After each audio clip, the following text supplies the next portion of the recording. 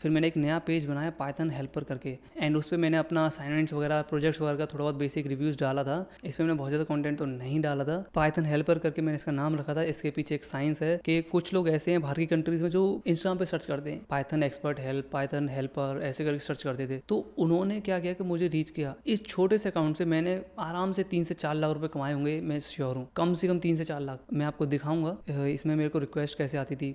सोचो मैंने इस पर कभी कंटेंट नहीं डाला, जस्ट पाइथन हेल्पर इसका यूजर नेम था। उसकी वजह से मुझे लोगों ने कांटेक्ट किया और मेरे व्हाट्सएप पे आने लगे थे। मैंने ऑटोमेटिक मैसेज लगा रखा था, मैं इसे कभी खोल के भी नहीं देखता था। ऑटोमेशन लगाया हुआ था कि कोई भी मुझे हाई भेजेगा, I need help in my project, इस तरीके से, एंड उसको एक ऑटोमेटेड मैसेज जाएगा कि if you need help please WhatsApp me on this number. ये होता था। तो अभी हमारे 4 चैनल्स हो गए थे। क्लाइंट्स का जो फ्लो था वो इतना ज़्यादा हो गया था कि मुझे गूगल एड्स बंद करने पड़े थे। यस, इतना ज़्यादा काम था कि मेरे पास जो फ्रीलांसर्स की लिस्ट थी वो 100 से ज़्यादा हो गई थी। मतलब क्लाइंट्स की बात नहीं कर रहा हूँ मैं, फ्रीलांसर्स की बात कर रहा हूँ। मेरे पास 100 से ज़्यादा फ्रीलांसर्स के कॉन्टैक्ट्स हो गए थे जिनके साथ मैं काम करने लगा था। मैंने अपने इंस्टाग्राम जो पाइथन हब था उस पर जो इंडियन कॉलेज स्टूडेंट्स थे, मैंने उनको बोला था कि if you are good in programming, machine learning, data science and want to earn some money by helping others then WhatsApp मी।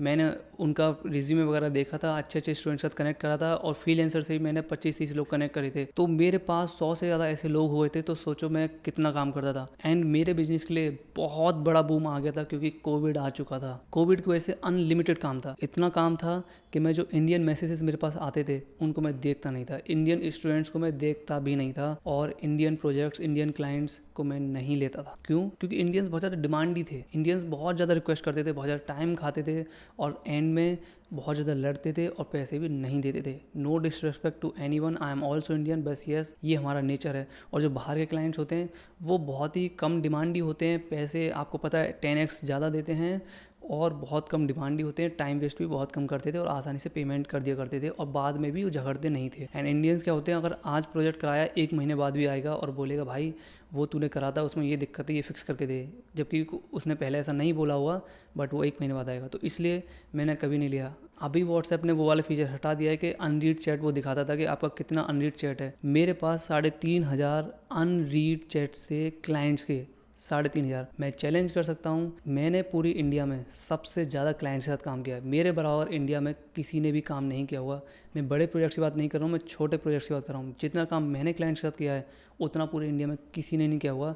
और जो आपको इन्फ्लुएंसर्स दिख रहे हैं ना, फ्रीलांसर वाले, ये लोग फेक हैं। इन्होंने अपनी ज़िंदगी में कभी भी इनके क्लाइंट्स नहीं देखोगे जिनका इन्होंने अच्छे से डिलीवरिंग करी होगी। इतना ज़्यादा मैंने करा है सिंगल लेवल पे, not as a company, as a single individual, उतना पूरे इंडिया में किसी ने काम नहीं किया जिस टाइम पे मैं करता था। अभी मैं आपको क्लाइंट का फ्लो समझा देता हूँ कहाँ कहाँ से था। इंस्टाग्राम पेजेस, पाइथन हब और पाइथन हेल्पर, मेरी खुद की website, copy assignment, Google ads और रेफरर।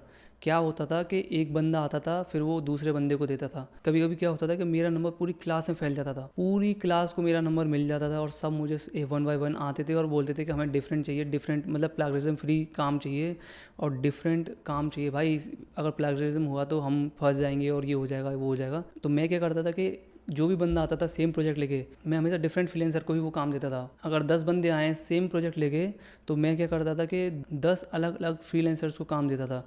अगर मैं सेम को दूंगा तो मुझे पता था 100% कुछ ना कुछ तो मैच करेगा ही करेगा, इसलिए मैं कभी भी सेम क्लास के 10 लोगों का काम एक बंदे को नहीं देता था, हमेशा अलग अलग को ही देता था, जिससे कोई भी कॉन्फ्लिक्ट ना हो प्लैगियरिज्म वगैरह का। कोविड की वजह से मेरा बहुत ज़्यादा काम बढ़ गया था, इसलिए मैंने इंडियन क्लाइंट्स को बिल्कुल भी कभी नहीं टच किया एंड गूगल एड्स को रन करना बंद कर दिया था क्योंकि मैं उतना ज़्यादा हैंडल नहीं कर सकता था। अब कुछ लोगों को लगेगा कि बढ़ा चढ़ा के बता रहा है, बट मैंने 5 से 10 लाख रुपए का महीने का काम मैं रिजेक्ट करता था क्योंकि मेरी कैपेसिटी इतनी ज़्यादा नहीं थी। I was the only one who was managing everything on WhatsApp by just forwarding here to here, here to here. I was able to sleep only 2 to 3 hours a day. मैं रात को काम करता था, दिन में काम करता था, कभी मौका मिलता था तो मैं बस सोता था। काम इतना ज़्यादा हो गया था कि मेरी तबीयत ख़राब हो गई थी, मुझे एंजाइटी हो गया था, इतनी ज़्यादा एंजाइटी हो चुकी थी मेरे को कि मुझे पैनिक अटैक्स आते थे। काम इतना ज़्यादा था कि पैसे भी बहुत ज़्यादा मिलते थे। मुझे बस 1 घंटे में 30,000 रुपये का प्रॉफिट, 25,000 का प्रॉफिट ऐसे होने लगा था। मुझे ऐसा लगता था कि मुझसे ज़्यादा पैसे कोई नहीं कमा रहा है and literally I was feeling like a king. मुझे अपने सामने किसी की वैल्यू कुछ नहीं लगती थी, मैं किसी को कुछ नहीं समझता था, बट मैं किसी को ऐसे कहने नहीं चाहता था कि तुम मेरे सामने कुछ नहीं हो, जस्ट मैं शांत रहता था, but inside I was feeling like a king. मुझे लगता था कि मुझसे बड़ा कोई नहीं है एंड मेरी नज़रों में पैसे की वैल्यू ख़त्म हो चुकी थी बिल्कुल, जिस हिसाब से मैं पैसे कमा रहा था। बट मेरी उस टाइम पे एक आदत अच्छी थी कि मैंने पैसे को उड़ाया नहीं और सिर्फ काम पे फोकस किया। तो अब आते हैं कुछ प्रूफ्स पर, मैं कैसे काम करता था, लाइक किस तरह से मेरा इंटरेक्शन होता था, ठीक है। तो यहाँ पे मैं यूएसए डालूँगा।